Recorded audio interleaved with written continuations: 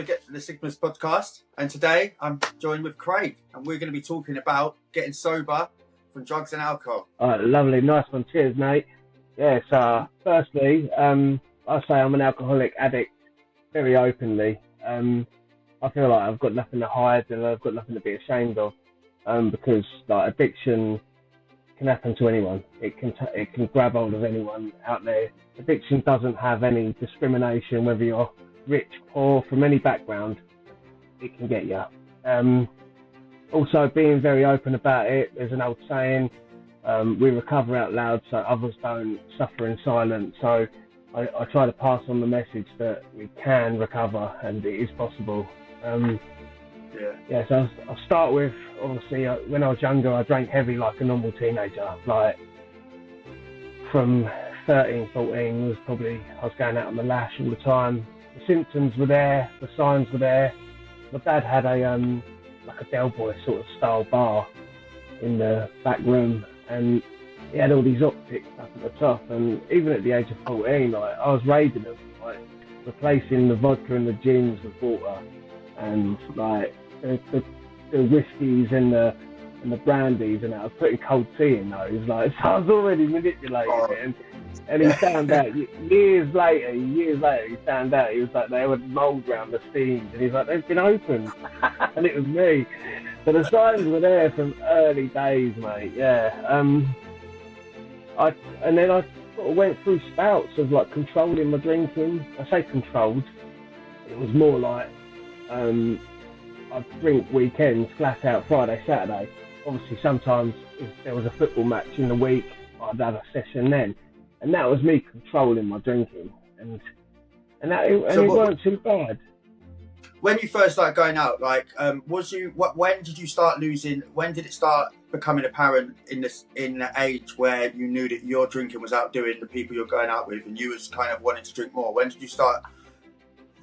Well, I suppose you wouldn't realise it at the time, but looking back, when did you start then the path coming to it becoming a problem, and it's not just going out? Yeah. Good question, because basically growing up, I surrounded myself with people that loved the drink and the session. So, and that went on for many years. I wasn't really staying out later than anyone or getting on it harder than anyone. So I didn't really see it as a problem because I just saw everyone else around me doing the same thing. It was only later on in years when those people sort of started to grow up, got families, got decent jobs, they settled down, they calmed themselves down, unlike myself. Then I picked a new crowd and I jumped onto a new phase with other people, whether it was pills and ecstasy or weed. I just jumped from one group of friends down to the next ones, stayed in that circle for a little while, and then gradually they moved on as well. So I found myself, and I've had like lots of different types of best mates, but realistically they've just been drinking partners or using partners really, like just to get on the gear with or drinking with. So it's quite sad really that you put all your life into something so small like that and damaging. Yeah. I think what you said is quite. It happens that way, doesn't it? Like that's why I asked the question, because that's similar to how mine sort of. You kind of change your friendship circles to meet your needs, don't you? So you go in. So it's sort of a constant way of you telling yourself that it's not that bad, that everyone's doing it. Like, it does start like that, doesn't it? As you said, you start going out 17, 18, you go mad. Even when I was proper drinking, I still couldn't match what I was drinking at 18, 19. Like, you just recovered like that, didn't you? You could. Yeah. It was not, dude. So like, you change your friendship groups, and then it starts, So after going back to the drugs as well, was you taking everything, or did you settle on one, or did you take everything and just out forever the alcohol? At first, it was just weed, and then I moved on to ecstasy. Then it was a bit of speed, then coke, then a bit of crack. But mainly towards my later addictions, like really taking hold of me, was the cocaine and the drink. Obviously, the weed was my nighttime thing where I needed that to shut off. I'd run out of drinks, so I'd smoke a spliff or do a bong or a pipe, and then I'd be out cold. But that was the only way I'd stop drinking or using. So, but then the cocaine was near enough, not every day, but if I had money in my pocket, straight away on gear. And drinking, that was every single day, even in the mornings, like 7 in the morning, I was drinking like these 8.2% ciders towards the end, like 7 in the morning, that'd be my breakfast. Just to function. because I woke up feeling so terrible, and I'd have like the shakes, sweating, and I'd neck one of those, and I'd feel brand new again. so it just got me going again, and then I found out that worked, so I kept doing it, and then and it just takes control. So what kind of so if you before that point, there must have been a lot of turmoil in your life, like I say, going down that path. Where did things start falling apart? What sort of issues was the alcohol causing? We talk about that a lot about that in AA, about like some people have really traumatic pasts and like really trauma, and you think, oh blimey, I don't blame you for being an addict or an alcoholic. But with myself, I had a good childhood. I was spoiled. Nothing bad happened. Nothing. Like, I always say, like, maybe I was born with this addiction inside of me, like, because nothing triggered it. No, like maybe my ADHD, it was a way of self-medicating, but there was no trauma, no drastic like thing that made me drink on that. You know what I mean? I've always just drunk to sort of escape myself a little bit. Yeah. Yeah, so just basically more like chasing a dopamine than it would be than running away from something. It's chasing a high, isn't it? Then running away from the dope. Yeah, 100%. Like, and I hear all these horror stories about people's childhoods, and you think, blimey, like, God. And there's me, who's like, great. What would I have been like if I'd had a bad childhood, or if I had been like abused or anything like that? God, unfortunately, I probably wouldn't be here now, like, because I probably just couldn't cope. Like, I couldn't cope even though I had a great childhood. Yeah. So what comes to family? Take it you had family. How was family seeing this path of alcoholism? Did it affect the family much? Is there a lot of falling outs in the family? Oh, massively. Massively. Like, my mum and dad constantly were always like telling me that I need to control it, stop it, calm it down. And like, I broke up with my children's mother probably about 8 or 9 years ago, and that, I feel that really ramped up my drinking then. Like, not because I was heartbroken or anything, because obviously my little boy was 1, Freya would have been about 3 or 4, and just being taken away from them on a daily basis, like, it was just a real heart wrencher. And to obviously escape that feeling of like sadness and raw, I'd drink on that, and it would just block it all out. And then I've done that for a long time, just blocking it all out. And then I've met my current partner, who I'm with now, and I've sort of put it back to controlling it again, got it a little bit under control, but it was always there, like, just trying to get out. And I'd always go on a mad like bender and just get slashed at my head, and then it'd cause rows, we'd break up, I'd get back with her, promise I'd never do it again, and then I'd control it for a little bit longer, and then I'd just go back and the wheels would fall off again, and it was just a vicious circle for many years. And she put up with it, which I'm very fortunate and lucky, because a lot of men and women, they lose their partners, and then that causes another reason to drink, and they just don't get better. So, reaction. So I'm very fortunate that obviously she stuck by me. We had many falling outs, and I had many chances. It's just, it ruins relationships massively. Yeah. Did you, at the time, now that you've got reflection, obviously you know that you was at fault. At the time, did you know you was at fault, or was you arguing back? Did you think that everyone else had the issue on you? Everyone was trying to pick on you? Like, I was full of excuses. And it was always poor me, and I could never. And I always had to have a drink. I had to drink. I planned things around drink all the time, and I didn't see that as a problem at first. I couldn't see it. I just thought that was normal. Like, and the people that didn't do that, I thought they're boring. Like, well, get a life, you know what I mean? But really, I'm the one that needed to get a life, you know what I mean? Like, I'd go out on family days out, and I'd have drink in my hands, and I'd get parents looking at me like, what's this geezer doing, like, with a bottle of bloody strong cider in his hand? He's got kids with him. And then on the way back home, I'd plan, like, I'd look on my phone, right, there's a co-op there, I need to stop here, stop there. And the missus used to go mad, like, for God's sake, why can't we just drive home? And I'm like, nah, I've run out of drink. We can't go home. I need to get drink. Yeah, and So it did take a bit to proper took over your life then, didn't it? Like, I suppose mine was the nightlife. Mine wasn't so. I didn't get to the daily point, or I did through the course get to points when I was doing gear pretty much every day. But that comes with your bank balance, doesn't it? That depends on whether you can or not, isn't it? Exactly. Yeah. So, I used to tick it all the time, and then yeah, that was just circle. And then, like, even that causes its own stress. You get yourself like ticking it, and then like, fuck's sake, and then you drink through it because you're thinking like, fuck it, I can have a good time about it, and then at least, and then it just feels shitty the next day, even worse because you didn't that, and you just do the same thing again to make yourself feel better, and you just get stuck in that loop.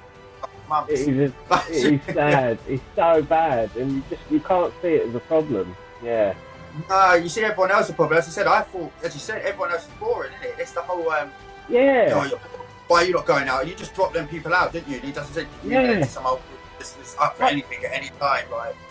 I would always think people like judgmental, and they had a right to be judgmental. To be fair, like I was in the responsibility of like 2 or 3 children running round wherever I was, and I was just busy drinking. You know what I mean? Like, and I probably weren't really looking after them properly, and yeah, they had a right to look at me like a. But I always say that I was in the gutter, and somehow or another I still look down at people. And realistically, I was in the gutter. I shouldn't have been able to look down at people, but that's I just thought I thought I was in the right. I thought, yeah. So like, so when did the fact? So you knew it was a problem. For me, there was a point when I knew, and this went on for about a year or two, that I knew it was a problem, but I got stuck not needing or doing anything about it before I even started seeking about trying to stop. It was like I went out like, I'll stop this, and I'll just still keep doing it. But I knew there was an issue going there. Like, how long did that go on for you? Did you have that? And how long did that go on for you? Yeah, I knew I had a problem probably about like you say, about a year and a half before I got sober. I used to accept that I was an alcoholic. I used to say to people, yeah, I'm an alcoholic. Yeah, I need a drink. This. And I sort of accepted that was the life that I've been given. Like, and there wasn't any help out there. And I pictured myself, you know, like you see those dingy old pubs with an old geezer in the corner drinking on his own, like, and I thought, that's me. That's going to be me in 10, 20 years. Like, what? And I just thought, shit, man, that's going to be my life. And I sort of accepted it, even though I didn't want that. I just thought that's the way the cards have been dealt. But I was due to go to an AA meet 6 months before I actually went, and my friend went to rehab, and he told me it's the best thing he's ever done. And I was like, yeah, good for you, mate, wicked. And he tried to get me to go to a meeting one night, and I said, yeah, I'll come. I do need the help. I need it. And I just got slashed up that day, got on the gear, and I phoned him up and said, I'm not coming. And then I put it on the back burner for another 6 months, just drinking away, just like put it to the back of my mind. Yeah, all right, I've got a problem, but so what?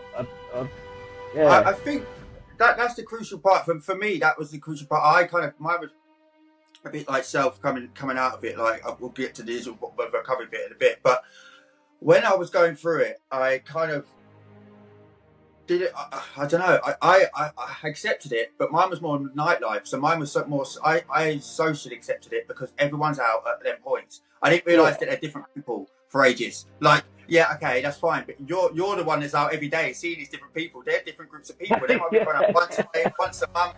Like, do you know what I mean? Like, so I just kind of that whole nightlife with the gear and stuff like that. You get a little bit, you sell a little bit, you keep it on time. You can go the whole night. Like, it's just carnage. Like, it's absolute carnage. Like, I wonder how long you can sustain that for as well. Like, I'm surprised that I haven't got any long-term kidney problems or anything like from that. Like, have you got any physical effects of you? Yeah, my kidneys, not my kidneys, my liver. Yeah.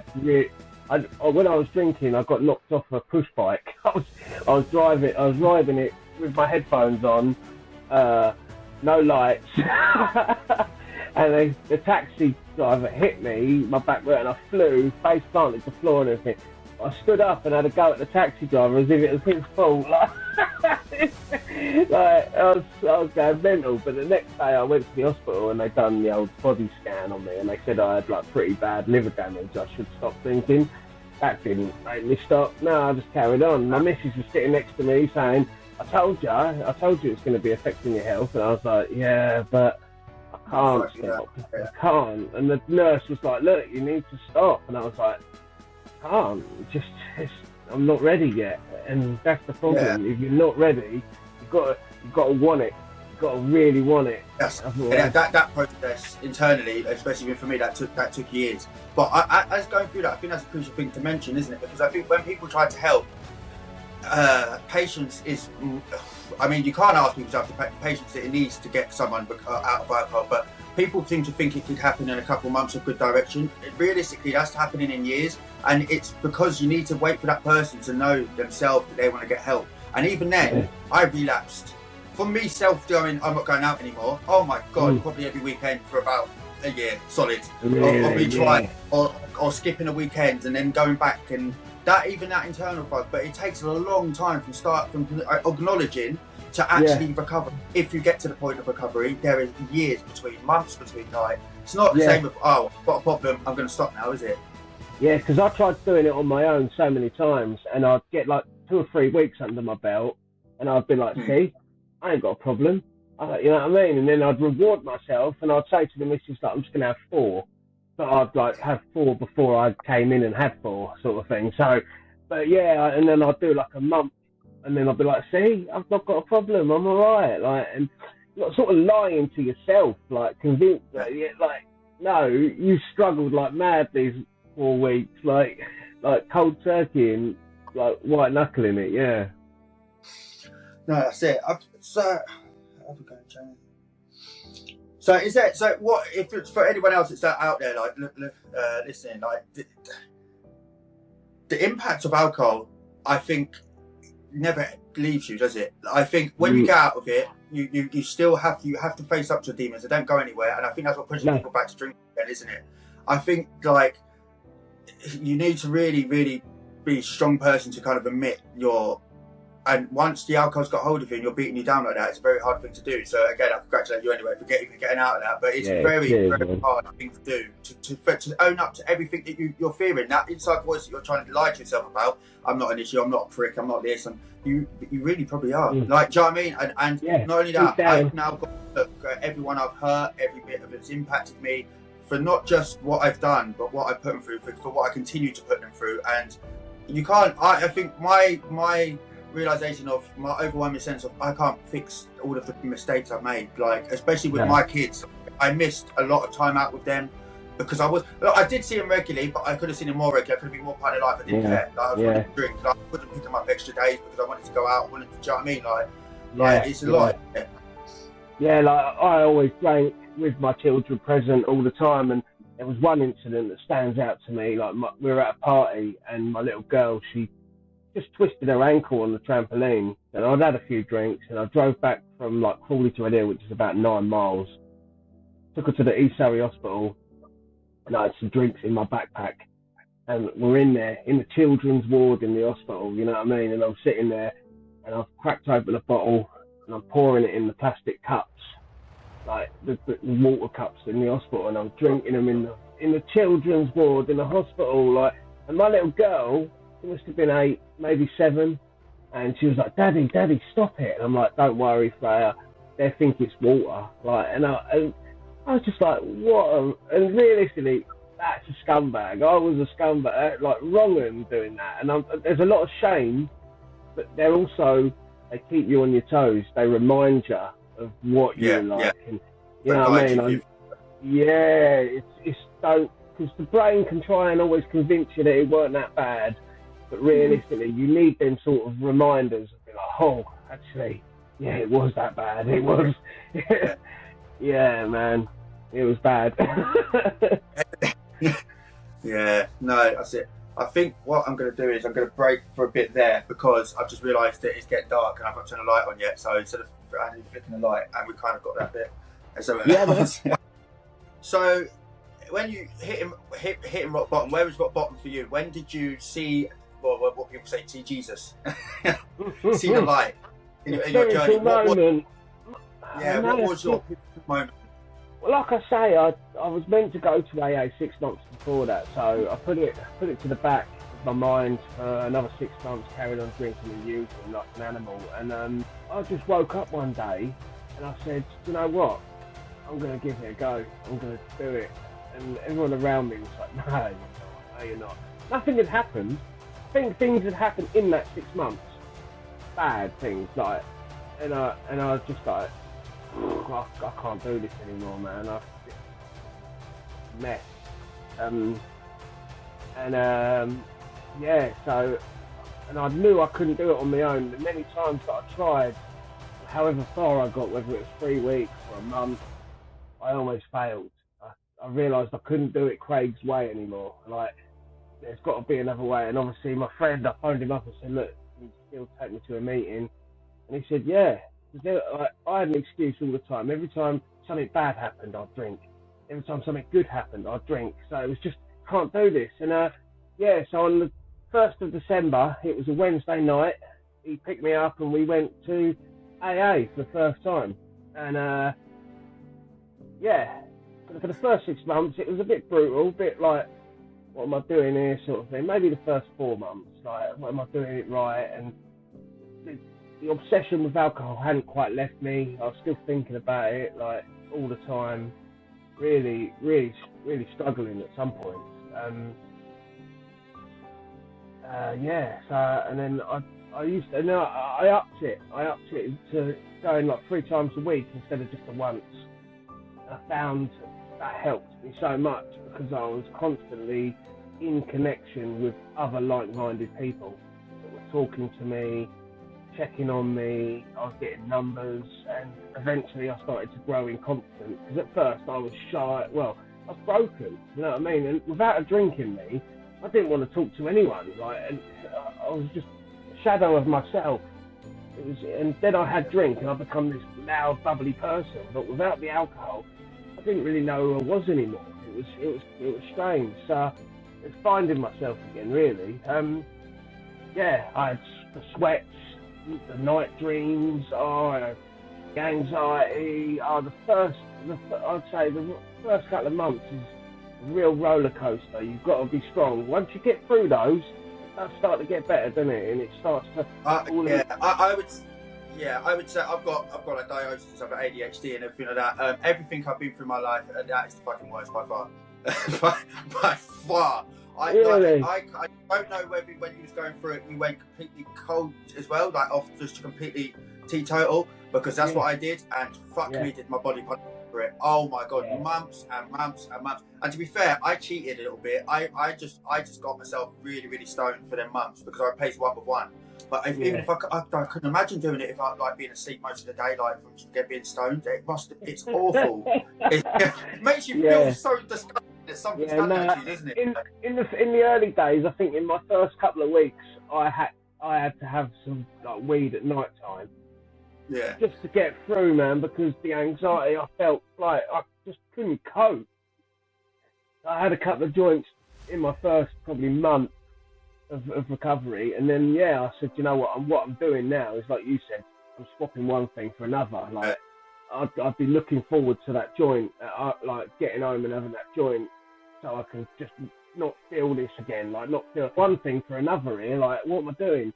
So I stopped doing that, and and basically just went completely cold, like zero, like no coke, no drink, no weed, nothing. So, how important was it that you had that other person? Do you reckon you could have done that on your own eventually, or did you need that? How crucial was that person stepping into your life and being there? Well, we were long time friends before that, and we used to drink together and use together. So I knew how bad his life was, and before he went to rehab, and I could see the change he'd made, the weight he'd lost, and I thought, you know what, he's got to be right, because this is no lie. And I still thank him to this day for taking me, because in one way or another, if I hadn't have gone that night, I might not be here now. I think he saved my life in some way. Like I don't know whether I could have gone on my own. It's a scary thing to do. I don't like. I'm a big like sort of tattooed skinhead, but still, man, I was bricking it. I was scared. I didn't want to go on my own. Yeah, I wouldn't have. Yeah, Nah. yeah. I don't think if I wouldn't have gone on my own. That's for one. I might have gone with one like you, especially someone that's come out of it, because I would see that at the event. As I said, I've got a spontaneous baby to blame for mine, so it's a bit different. So like that was the wake up final. That was the AA meeting. That was the counselling and everything. No, that was all in one hit. Yeah, I had a baby in recovery, so that's given me extra strength. That's motivator. But my friend Gary Edge, I have a lot to thank for him. Like, he's put me in the right direction. Obviously, it's then up to me to do the work. I could have just sacked it off, but you've got to. It works if you work it. Like, but there's one. I've done the 12 steps, and they are a real game changer. Like, step 4, you write out a list about things that you've done harm to people and stuff like that. You write it all down. Step 5, you make those amends, and it gets it all off your chest. The shit you've done, the carnage you've caused, like it clears a path in a way, which is really good. It sort of like gets rid of a lot of baggage. It helps out. So I'd recommend to anyone, if they're struggling, try a meeting and don't be put off by your first meeting, because I went to a lot of meetings and some of them are awful. Some of them are, you know what I mean, they're cliquey, they're not very welcoming. Sometimes they're just full of old blokes, and you just think, this ain't for me. But you go to others and it's younger guys and younger women, more talking about other stuff. Like, I've done CA as well, which is very good, because it's a lot of like normal geezers or normal women, and it just you get to meet other people that are in the same boat as you, which is it's a relief to know that you're not on your own. Was you going through? Was it just AA you was going for? Did you go through anything through the doctors? Did you have any I tried that. Did you get doctors? Yeah, I went to the doctors years ago. I tried a thing called iAccess, and that was once a week. I got a call of someone, and I told them about what I've been doing and stuff, and I just bullshitted them. I lied. Right, you would. Yeah, it was a telephone call, and I remember one telephone call I had. I was actually drinking and sniffing whilst I was on the phone, telling them that I've cut right down. It's just crazy. Did you use the cocaine was your cocaine habit just to make you drink longer, or did that become a habit in itself? I liked the buzz. And I always chased for more, and it wasn't to make me drink more, because I could drink like a fish anyway. It went part and parcel. The fact that if I got a good bit, I'd be buzzing off my nut, enjoying it. And then if I'm out and I'm already on the session, I'll do it. It will bring me up to like another few ramps up a little bit, and I'll be chatting more, confident. Yeah, just sort of like buzzing around, and it just gave me that extra boost. And then I got hooked, and it was just I was chasing it constant. It's the money, financial problem. I think like other ones like crack and heroin and stuff like that. Yeah, it's nitty, but I think what fools you into getting into crack and heroin is the debt and the fuckeries that you get into just by getting on something like cocaine. The expense of it. It practically you could have if you work it out. I worked out one day like if you're spending £50 a day, like what kind of job you'd have to sustain. It's something like 35k minimum, I think, just to have like a kind of life, and that's you always get unless you've got like a high paid job, you're finished. I was when I was in my higher addiction, I was working as a bus cart driver, and I was on about 35k a year, and I was sniffing and drinking all the time, and I don't know what my wages must have just gone on all that, because I never bought anything. I think I used to take the kids out every other weekend. I'd just make sure, but the rest of it, up my nose and down my neck. Yeah, it was crazy, and I'd clear over two and a bit grand a month, and it'd just all go on gear and drink. Yeah. Crazy. Like I say, I'd recommend people go to AA just to get some connection there, because you can't do it on your own. It's a real struggle.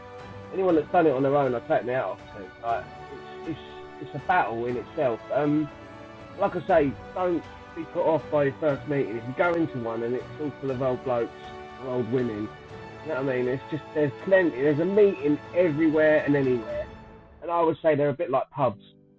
Like, you find some good boozers, don't you? You know, you walk in, you're like, I like it in here, the music's playing, you've got a pool table, you're loving it. You go into other ones, it's fucking, the floor's stinking, he's got an old man with his dog in the corner, there's nothing going on, and it's a bit like, that's what I think. AA meetings are like pubs. You find some good ones, you find some shit ones. And do you still go now?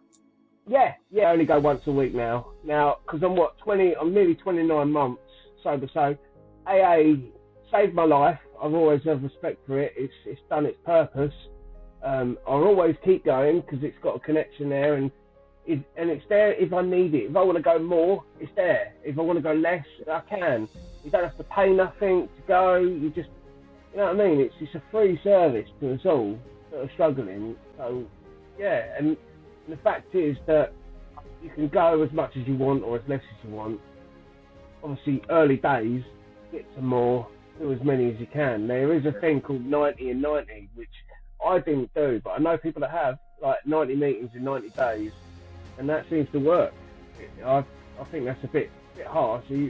I've got family and a job and stuff like that. I couldn't do it, but I've done 3 a week for a long time, and it gave me that sort of foundation.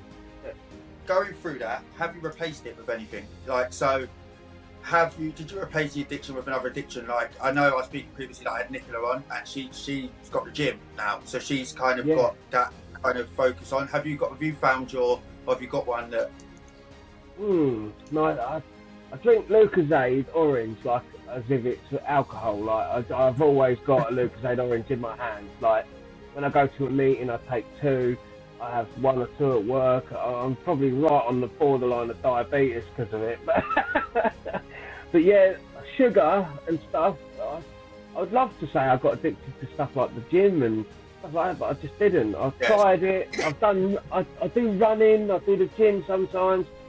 I see it as a chore. Like I think, I used to be addicted to the gym when I was younger. Like I used to train all the time, and I've got that mindset of like I need to be in the gym. I want to do this. But yeah, I think now once you get older and you've got kids, you've got a job, it's hard to fit in. Like my job's really physical. To do gym as well, like it just it killed me. How was your jobs actually? We didn't touch that. How did you maintain a job through that? It was crazy.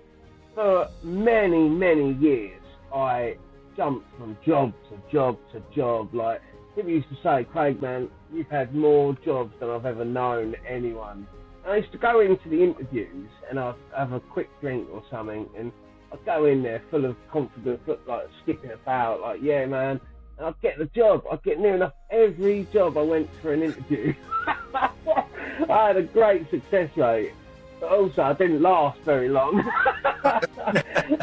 I'd walk out or I'd get sacked or and it was never my fault. It was always, I don't like that geezer, or they're treating me like shit, or it was realistically that I just couldn't be fucked. I was a drunk. I'd have my days where I'm okay, and then I'd have days where I didn't want to move, didn't want to get out of bed, didn't want to go and do a 10-hour day.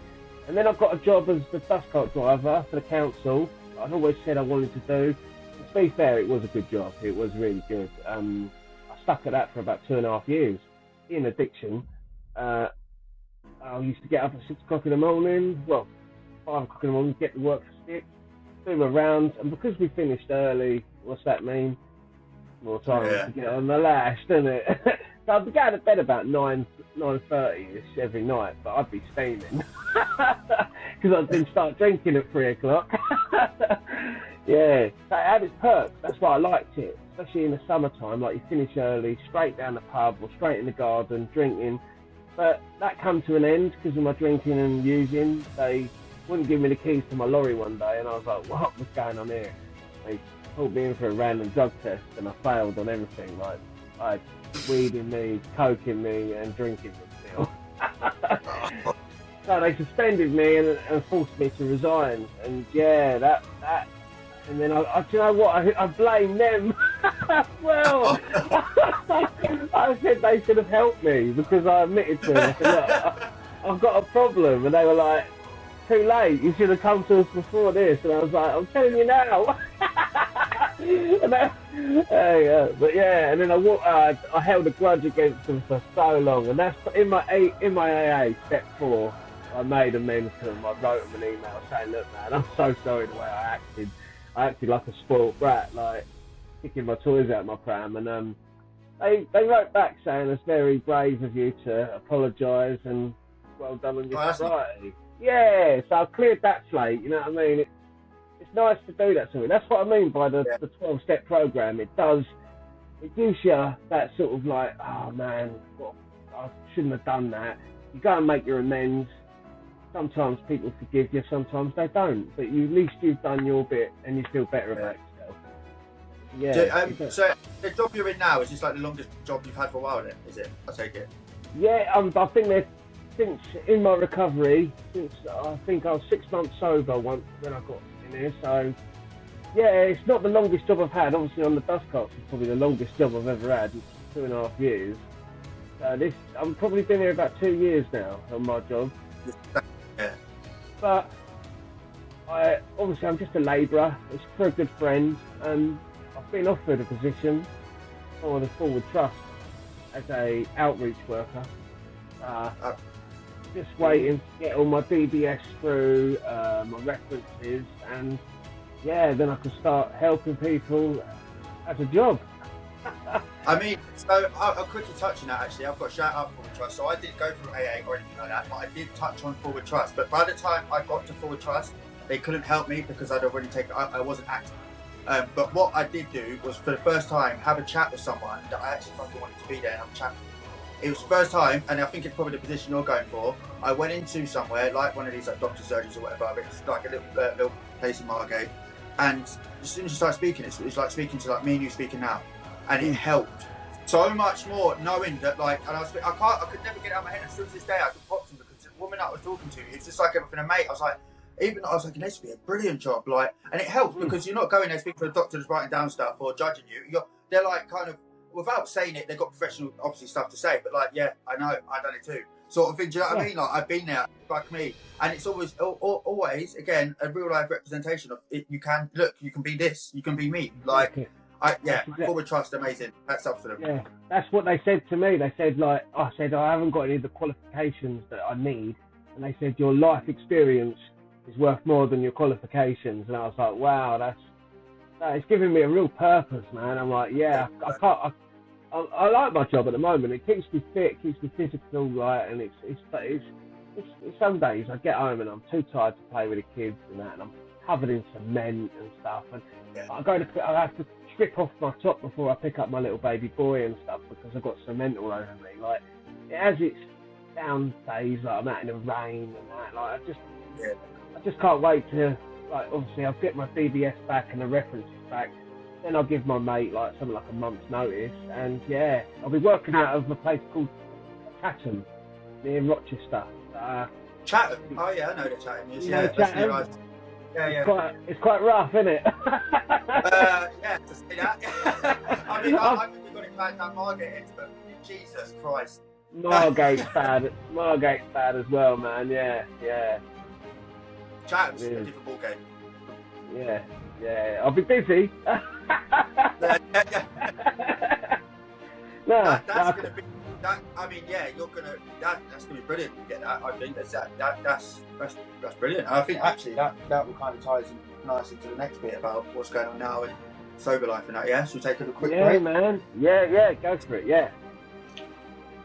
So now you're sober and everything now, and obviously said that job would be absolutely amazing if it comes through and stuff like that.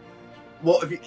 It's brilliant. I mean, yeah, isn't sober life great? It's its own drug. I don't think people realise this.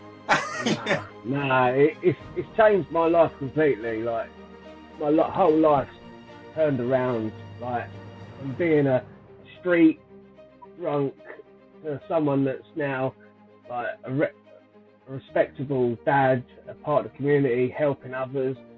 You just wouldn't have seen this like 3 years ago. no one would have believed I could have done it. But here I am, I'm proof. And yeah, I do suggestions every single day that I got shown basically when I first come into recovery, and that's like, first of all, morning gratitude list. I don't know if you do them. It's a game changer. I wake up every morning as an untreated alcoholic addict. My head's not great, and I write out between 7 and 10 things that I'm grateful for in the day. Sometimes it's different, sometimes it'll be the same thing on there, but you write it down and it just shows you, and you look at it and you're like, it ain't all that bad, man. You know what I mean? It's all right. Things are good. You've got stuff to be grateful for. Even the simplest little things that we take for granted, things I didn't have 3 years ago. Right? Yeah. It's so easy to be complacent with the new life that you've got. I hate that about. Well, both me personally, but like, even it's just such a human nature, isn't it? To always just to kind of take, and not really kind of thank what we've got. Like, even I catch myself all the time. Even I moan about stuff now, and I'm thinking, what are you moaning about? Like, your life is not the same.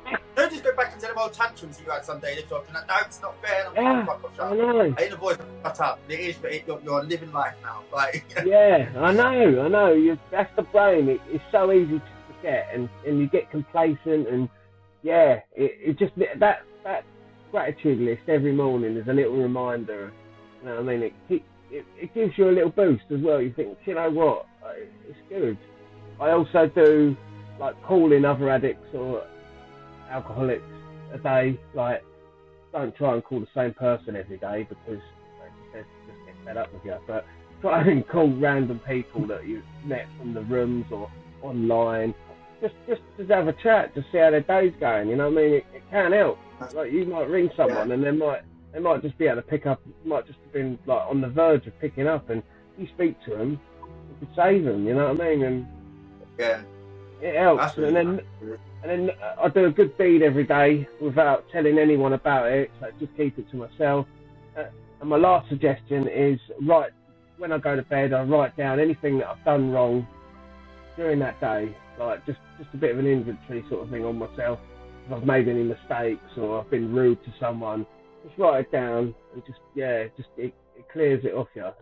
That's all and stuff, isn't it? That's quite a good process, like from start to finish. Yeah, it is, and it gets you through the day quite good. And obviously, if you're struggling, then like I say, get some more meetings and stuff. But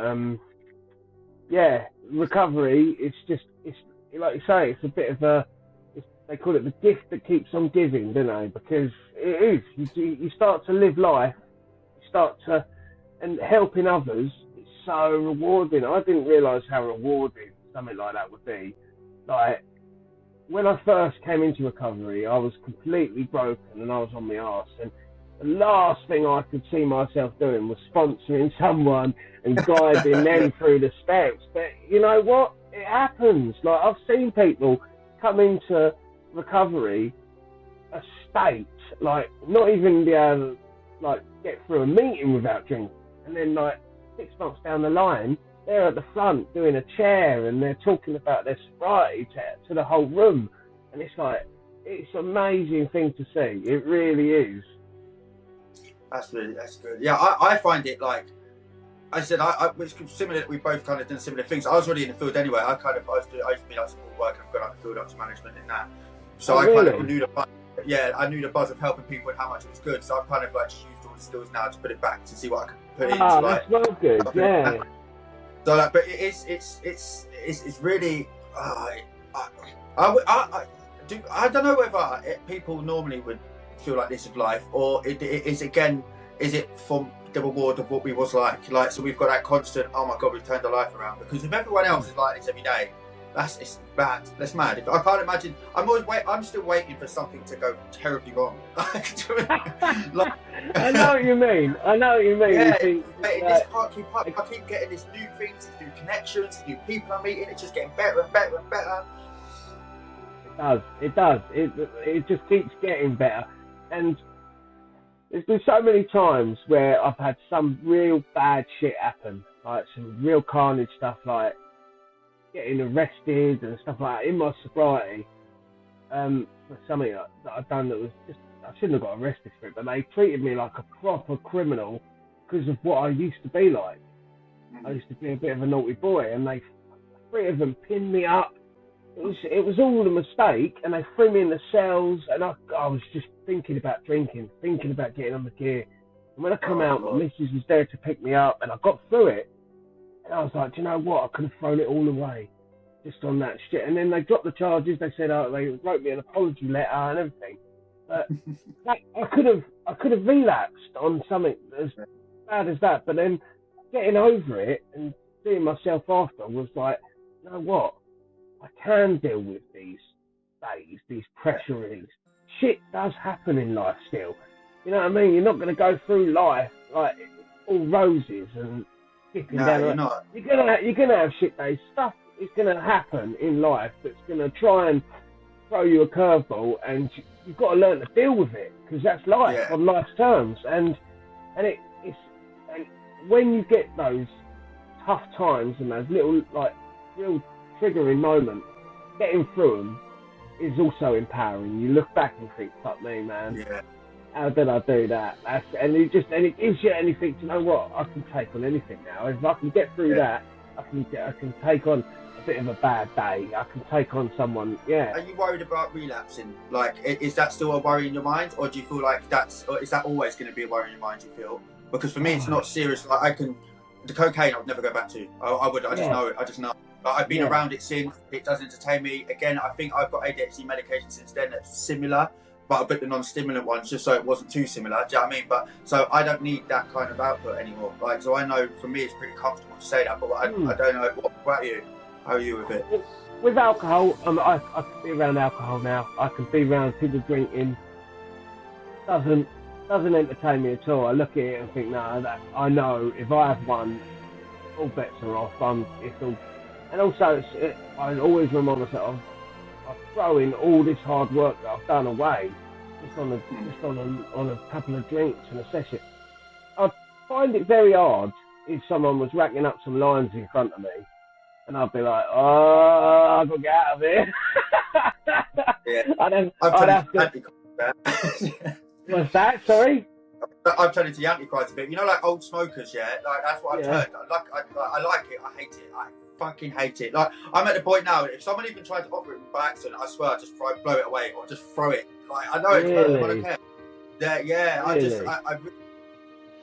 care. I think I've had to hate it to get that far away from it. I think that's brilliant. I think it's a great way of overcoming it. Like, with me, I think I've got that with alcohol. I knew it destroyed me. The drugs came with the alcohol.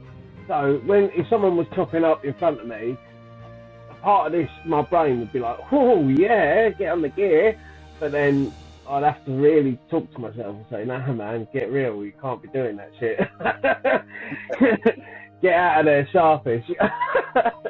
It's quite hard, I think, that part of the recovery, because, and again, the reason why I don't think it ever leaves is because cocaine and alcohol are very, very social drugs, aren't they? It's not like, so I suppose if you were a heroin addict, obviously I suppose I've not spoken to one, so if coming away from that, you just come away from the cycle, don't you? You're people that associate with it, you still live a normal life and go out, but for someone that can't have alcohol, I think that people don't understand how limited you can be. That's like everything. That's every sports game, that's like going for a christening, going for a wedding, going for a birthday party at certain ages. It's everywhere, and you can't be then with that person thinking, oh, I don't want to be, I've got to stay away from it. You've got to accept it. You have to mould back into that society, don't you? You do, because otherwise you're just going to hide away in your bedroom like just fucking like a hermit. Like with the drug side of things, cocaine is very socialised, and you're always going to know when people are on it when you're out. But if you delete your numbers, like heroin and crack and stuff, if you delete your numbers, get out of that circle, it's going to be pretty hard to sort of come back to you at some point. If you can get away from it. Alcohol, you fucking walk down the shop, you go in your local newsagent, your supermarket, it's on adverts on the telly, you know what I mean? It's everywhere, staring you in the face. It's on billboards at bus stops. It's, you name it, mate. You turn your back, it's there. It's like, fucking hell. Can't get rid of it. Constant reminder, something you can't have as well, that everyone else can have fun with. It's not the same, is it? Yeah. Like, everyone else can fun and party with it, and you're just thinking constantly, fuck's sake, like. But So I said, I never, my alcohol wasn't, so mine was the other way around. Mine was more the drugs, more the cocaine. I come off the cocaine, the drinking, I'd have maybe a couple of Christmas, one with my mate, one here and there. Don't seem to want the need to get drunk again because I'm on medication now. I am just even more of a dick without alcohol than I am with alcohol, I think. So I passed the yard of being a dick without it. Yeah, that's cool, man. It's everywhere, isn't it? It's very hard to people don't realise that it's everywhere. Everywhere's going to promote it. It's almost like to do it in front of you, whether you like it or not. Like you've got to accept it, and eventually, I always say to people, don't go in the boozers or anything like that just in too early days. Get yourself a bit of sobriety under your belt before you take.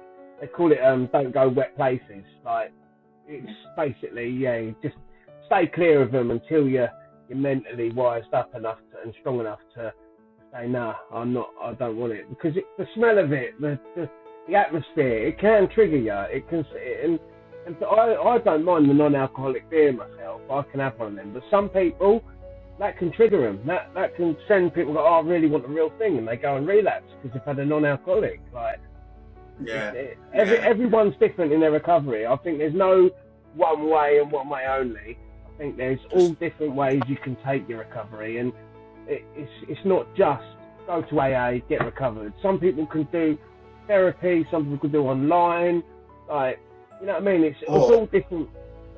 They could go to sober camp, which you're putting on. That is it. We can, sober camp is something I'm organising. It's going to be a yearly event. So it's going to be every August. This year we're going to be going down to Wales. It's only for the one night this year because it's the first year, so it's a bit of we thought we'd test the water a little bit. We're going to go camping in Wales. We've got cold water sessions, we've got saunas, yoga, breath work, and we've got some geezer coming down to record it, haven't we? Yeah. But no, I think it's brilliant. As I said, that's why as I said to Show, I want to be part of like documenting this journey. I think not to come out of recovery is one thing, to be sober for as long as you have is another thing, but then to be able to give back that much that you're holding an event that has the potential to be something like bigger. I can't see how this isn't going to grow, to be honest. Like, I think it's going to get bigger and bigger every year, and that's the aim. Next year, we've already got it in the pipeline that it's going to be 2 nights. Sober Camp 2025 will be in the Isle of Wight. Like, and I've already got a person over there that knows about some campsites that have the cold water therapy on their site. And there's so much activities to do over in the Isle of Wight. And then obviously we're just going to get bigger each year. So who knows? Did you meet? How did you meet the community? Is that from doing the phone calls and for the AA meetings and stuff like that? It's like kind of. Did you just? How did it come about? Like how did it become a sober camp?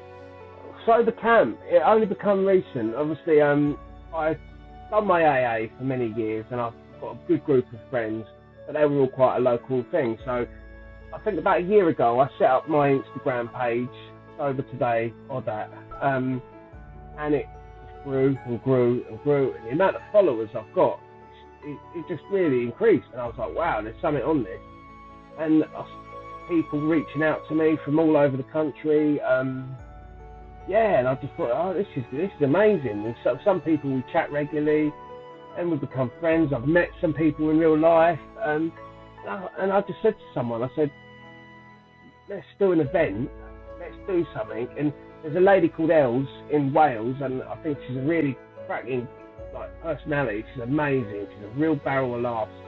And I said to her, I'd love to come to Wales and have a good chat. And she's also on the sober community. She does a lot, and in the cold water.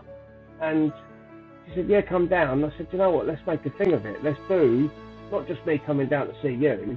Let's do an event in Wales, sober camp. And and then it just hit off. So I've now set up my own sober camp page, and it's just going to grow and grow. Hopefully, who knows? In 5 years' time, we could be having something like Kaiser Chiefs. Yeah, that's what I said. We could be on the we could be the beginning. We'll be interviewed by Netflix about the beginning of the journey. Who knows? Who knows? Yeah. I think as I said, not only it's not just getting up together like a group of friends that are just sober. As I said, you put a lot more work into it. You've got therapy sessions. You've got people doing breath work. You've got cold water therapy. You've got it's really, really, and again at the campfire at the end, like you've really thought about it, and I think it's a really nice thing to do. So I think it's brilliant. Yeah, I've seen the page on the. I don't know if you can see this. Oh yeah. Sober Camp 2024. We've got T-shirts made up. Yeah, they're £15. You got to get yourself a T-shirt, Nate. If you're coming, I get one. You got it, yeah, no. So that's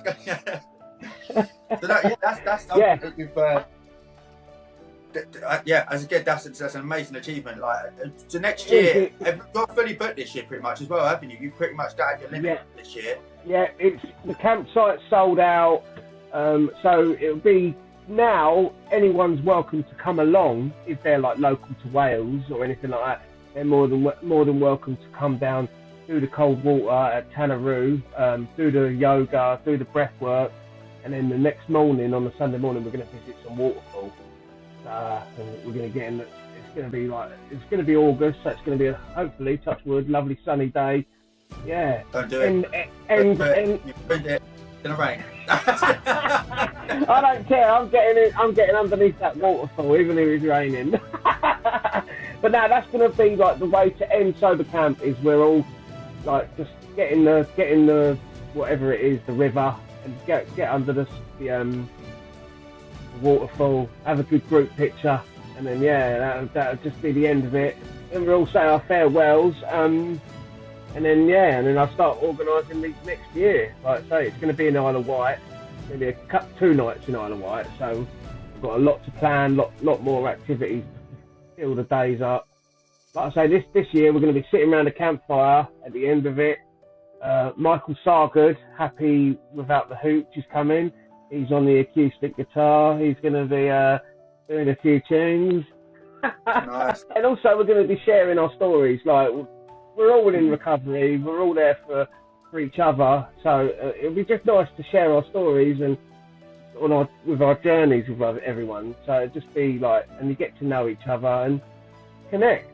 That's what it's all about. Yeah, but for me, as I said, you've kind of opened my eyes to the sober community. Like I said, I kind of was alienated, done it for my daughter reasons. It's very personal and very, I just kind of done it sort of thing. And like, I kind of kept myself that hidden away from it, because I kind of got over it like that. I never kind of associated or met anyone on that journey of kind of recovery. The way I see it now, most of my friends and the people that I left behind are still in that situation.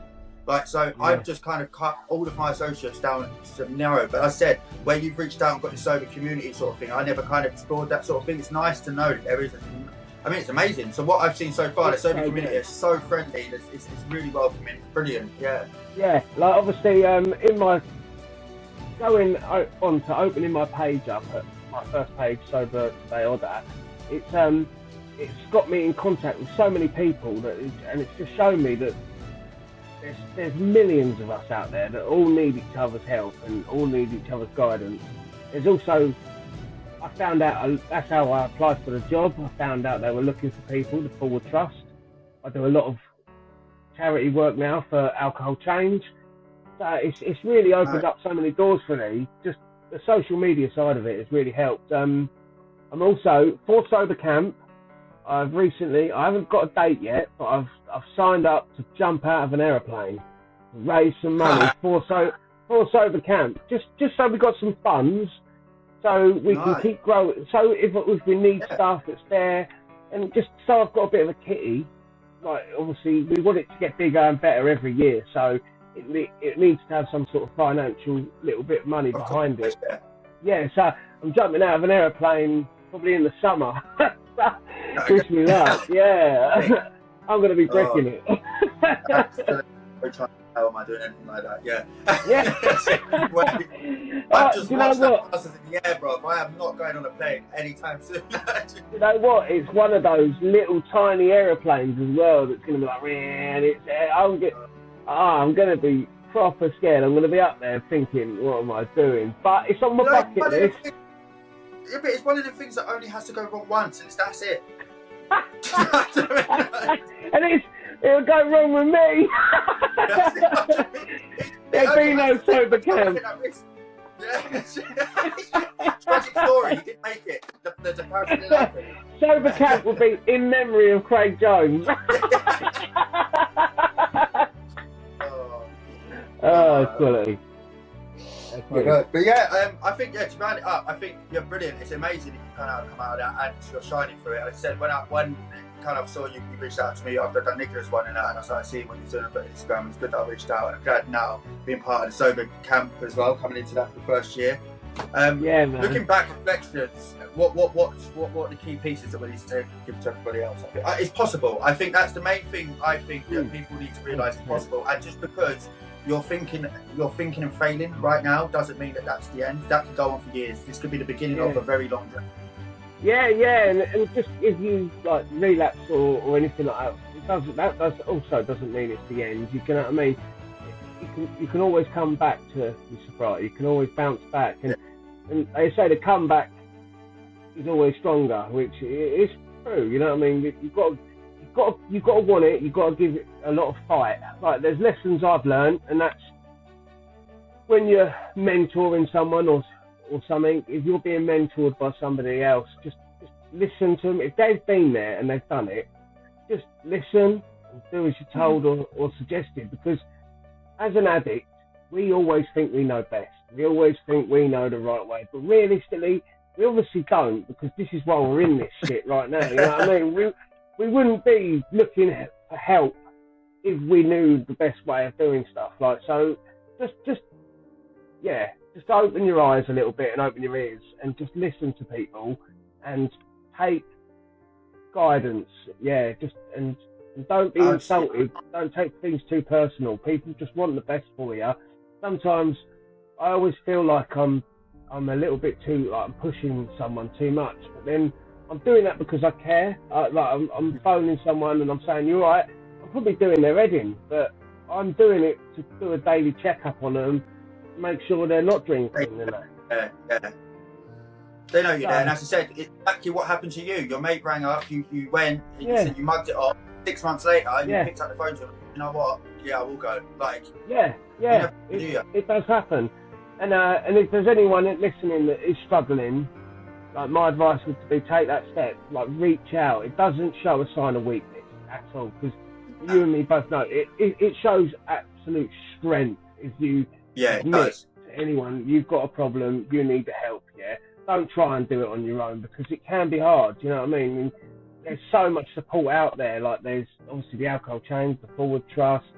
There's so many charities. Every local community's got them. Like where we are, it's SDAC, Surrey Drug and Alcohol Care. So yeah, they're everywhere. If you are serious about it, there is the help out there.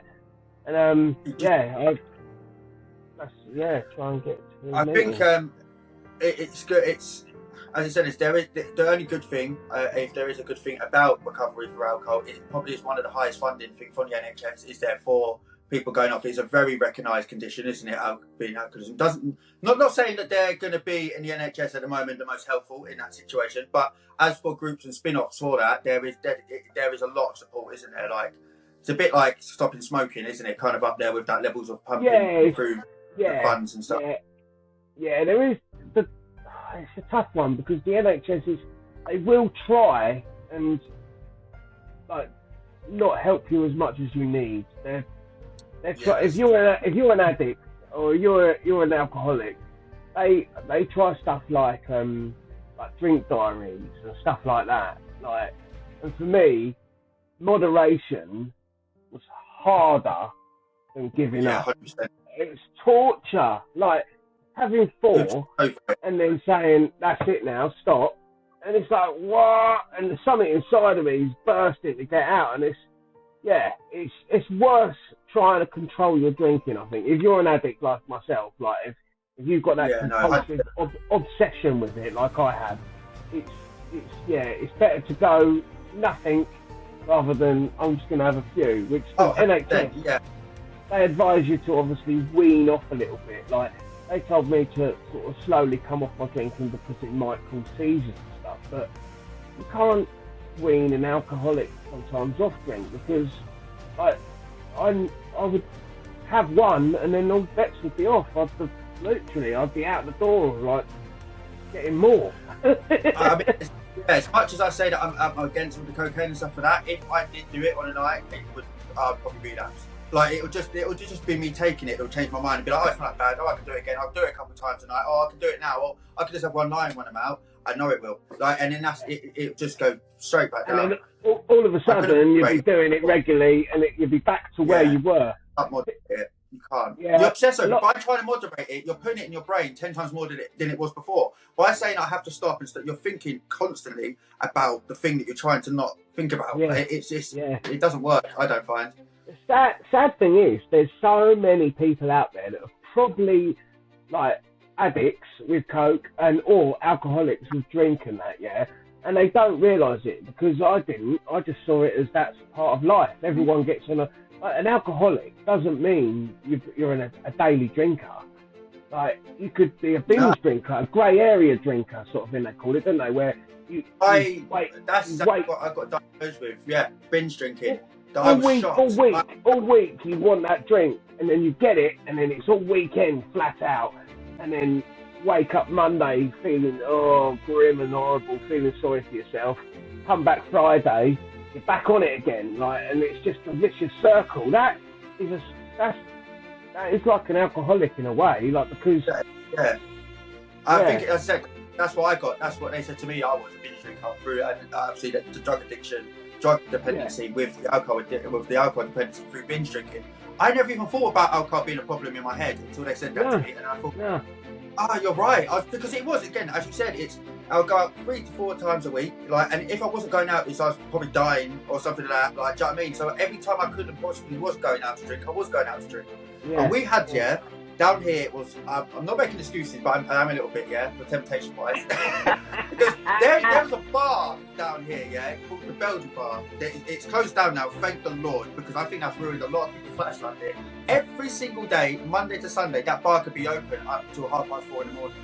You're joking, really? Yes, no matter what day, no matter what time, like, you'd pop in there, like, you start off in the regular pubs and that, then drift off to there, and then you just have before you get it, 1 o'clock in the morning, every angle of time going, let's get there. Yeah, and it just was, it's a social, like, place for alcoholics and addictions. And going back to that, there's a lot of people now that I'm not going to bait out that are definitely on, they need help, man. Like, but it's just, I don't know whether they realise that themselves or they're still going out doing the same thing and think that it's just normalised, but it's not. Yeah, because it is so normalised and glamorised that this is what we do. We work all week and then we go on the piss or get on the gear at the weekends. It does, but the thing is, you can only do that for a certain amount of time, and then it starts to eat into the weekdays and stuff like that. Addiction will creep up on you. It will take control. Like, sometimes it's a matter of time. Some people, it grasps them like that. Gosh, they're addicted. Some people, it takes years. For me, like I say, I flirted with it for a little while. Like, I controlled it, then I was in addiction, controlled it, in addiction, and finally it got hold of me bad, and there was no getting free from it until obviously realising I needed the help. It's out there, and there are a lot of people out there struggling, and there are a lot of people out there that don't even realise they've got a problem, unfortunately. they're just getting on with it, and but that's all we can do is, like, when someone needs advice or help, all we can do is be there to guide them. That's what I think. I mean, and I said I'll guide anyone. I've got my Instagram or anything like that, or my TikTok, that if you need any help or you're going through drugs, I'm going to put your links, all of your links for your socials in there, just to shout out. And obviously I can talk to anyone, but like, what you're doing is amazing, as I said. Like, I'd never tell someone that you can't drink, you can't smoke, you can't do this and that. Everyone's got their own life. Everyone's free to do what they want. But obviously, all I can do is give them advice and guidance, and saying that if you're all you're doing is thinking about drinking and using, and it's taking control of your life, it's ruining your life. If it's fucking up your relationship or your work and that, it's becoming to start be a problem at the end of the day. So maybe start having a look at it. Look, like, you know what I mean, before it gets out of control, because I didn't really see the signs.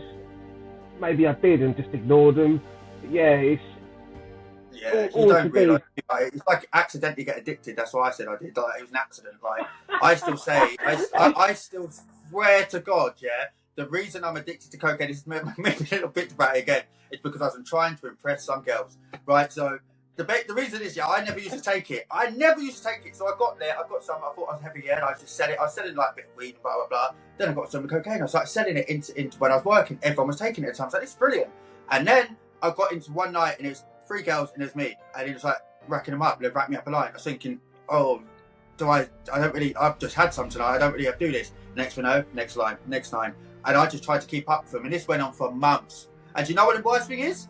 I didn't even get to bag any of them. Piss. The amount of gear you were sniffing, you probably wouldn't have been out there anyway. They knew exactly what they done. They fleeced me. Like, listen, you know who you are. You fleeced me out of hundreds, bro. Hundreds. Like, know what you're doing. Like, I thought I was a kingpin and realised I was a dickhead at the end of the day. Like, cocaine addiction, no pussy, no nothing. Like, it was tragic. Like, I ended up being a zealot with money to having no money and owing. Like, I don't know what happened. I tried selling it a little bit, like, to just basically so I'd get a bit for free.